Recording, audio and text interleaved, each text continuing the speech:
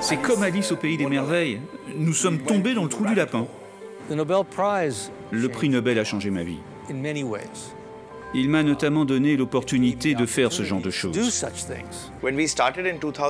Quand on a commencé en 2004, ce n'était pas du tout à la mode. C'était même un peu fou. Le début de quelque chose de nouveau, le début de quelque chose qu'on ne sait même pas qu'est-ce que ça va devenir. Lorsqu'on la voit à l'eau, tout le monde dit c'est tellement évident. Notre mission est de faire sourire et rire les gens, de leur permettre de vivre en ville des expériences positives avec des inconnus. C'est un privilège pour moi que ces oiseaux me permettent de voler avec eux. Je suis invité dans leur monde. Je me dois d'être quelque part leur ambassadeur. Nous avons été capables de transformer ce déchet en quelque chose qui a encore plus de valeur au kilo que le filet de saumon.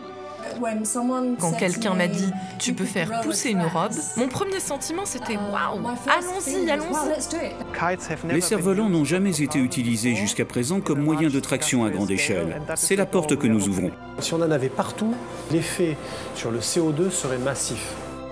Cela va devenir un système incroyablement puissant. Il va se développer dans plein de pays. Il y a de la place pour 1000 initiatives comme la nôtre pour satisfaire tout le monde.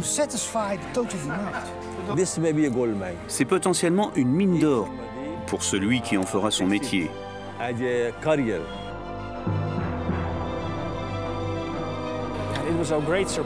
On a été très surpris quand on s'est rendu compte que beaucoup de gens portaient dans leur cœur un rêve similaire.